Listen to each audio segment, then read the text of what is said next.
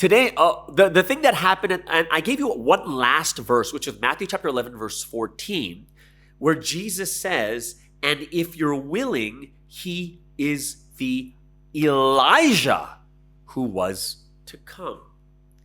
Now, it's like, wait, where did this come out of, right? And I'm going to talk about how important this topic is about John the Baptist and Elijah, right?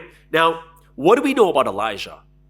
He was considered the second greatest prophet in all the Old Testament, right? There was no one greater than him except Moses, right? And the one interesting thing is that Elijah had this amazing departure from the world. In 2 Kings chapter 2 verse 11, what happens? In 2 Kings 2:11, it says that Elijah was taken up in a whirlwind with a fire chariot and horses, taking Elijah straight up into heaven. Right? So we see that Elijah had an ascension, right? There was an ascension away from the earth, okay? But here's the thing that gets that's even more interesting. Elijah, the second greatest prophet of the Old Testament time, he ascended into heaven. But look at the last book of the Old Testament, which is the book of Malachi. Look at the last chapter, which is chapter 4, and look at verse 5. What does verse 5 say? It says, "See, I will send the prophet Elijah to you before that great and dreadful day of the Lord comes." This is the last prophecy of the entire Old Testament. What's the last prophecy? Elijah will come back again, which means there is a second coming of Elijah. Right? Think about it. There's already a second coming before Jesus even arrives. There's a second coming of Elijah. This is incredible. Now, why is this so important? Because one of the biggest themes you'll find in the Bible is the theme of history repeating itself. God makes history repeat itself so we can learn from our mistakes of the past, right? So 2 verses that everyone should know is Ecclesiastes chapter 1 verse 9 that talks about the past, present, the future all being the same. There's nothing new under the sun. And chapter 3, verse 15 says the exact same thing. Whatever happened in the future happened today. Whatever happens today already happened in the past, right? And God will call the past into account, right? The history is constantly repeating itself, right? For instance, if you think about, the first Adam failed, right? And then, of course, there was some failure that happened at the time of Noah. And the first major figure, the father of faith, was Abraham. And guess what? 400 years before Abraham came Noah. Right? Jesus was the next major figure, which is the Messiah. What happened to him? 400 years before him, it was Malachi, the last prophet that came to the earth, right? So you see, there's a repeating history. When Abraham came, Abraham began the history of God. And that's why Jesus always says, I am the God of Abraham, Isaac, and Jacob. Abraham is the beginning, the father of nations. And then what did Abraham do? He had to start by sacrificing what was most important. He had to sacrifice his son. When Jesus came to, he begins the New Testament period. He is the Messiah. And what happens at that time too is he was the Son of God and the Son needed to be sacrificed. It is these repeating and reoccurring themes that are happening all the time. And what's really interesting is when you look at Jesus's life, right? When you look at Jesus' life, in Acts chapter 1, what happens? Jesus ascends. And then, at the very end of the New Testament, in Revelation chapter 22, I believe it's verse 20 or 21, it says that Jesus says, I will come back again. What does that sound like? Well, Elijah, 2 Kings 2:11, ascends into heaven. Malachi chapter 4 verse 5, which is the last chapter, the last prophecy in the Old Testament is Elijah's coming back. Last prophecy in the New Testament, Jesus says, I am coming back. They both ascended and they both descend, or there's an advent of them coming back.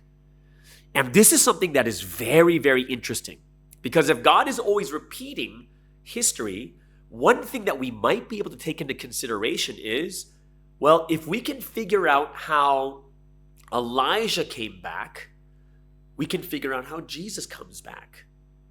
It's really interesting. So the question is, Jesus Christ himself says in Matthew 11:14 that John the Baptist is Elijah.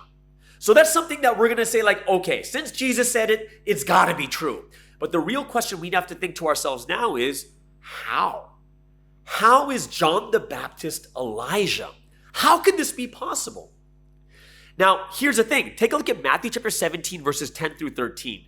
Very, very interesting verse, okay?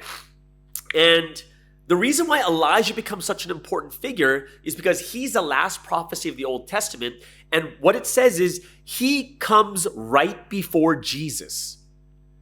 So in other words, if you want to find Jesus, you got to find Elijah. Once you find Elijah, you can find Jesus, right? He comes right before the great dreadful day of the Lord. Okay? Now, verse 10 through 13 says, the disciples asked Jesus, why then do the teachers of the law say that Elijah must come first?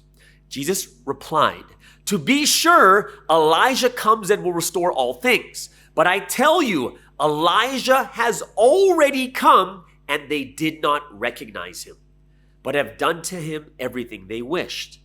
In the same way, the Son of Man is going to suffer at their hands. Then, here's the key. Verse 13.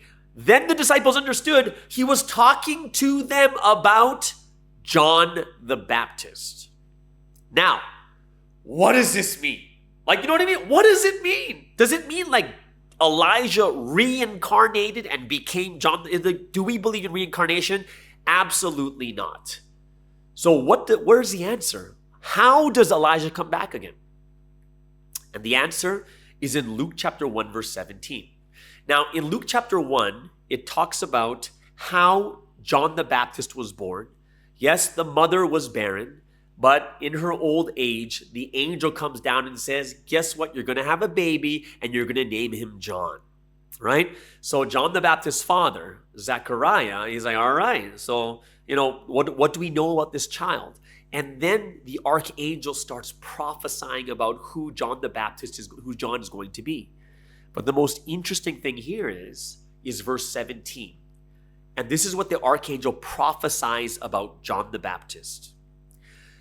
He will go on before the Lord in the spirit and power of Elijah to turn the hearts of the parents to their children and the disobedient to the wisdom of the righteous, to make ready a people prepared for the Lord. What does it say? It doesn't say he is literally Elijah, but he will go on in the spirit and power of Elijah, right? And that's something that we need to also look deeply into. What does it mean to go into the spirit and power, right?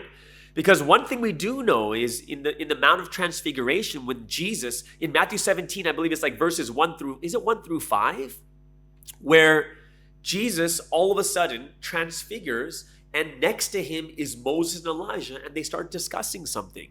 Does that mean that Moses and Elijah are reincarnated into Jesus? Absolutely not. You see their separate spirits. Their spiritual eyes were open. They see the spirits. What does it mean to go in the spirit and power of Elijah? And these are things that we do need to think and discuss. What does that mean? What does that mean? Because when you can figure this out, if it's a repeated history theme, think about it. If God repeats history, if we can figure out how Elijah comes back, we may have even more hints and clues of how Jesus will come back again too.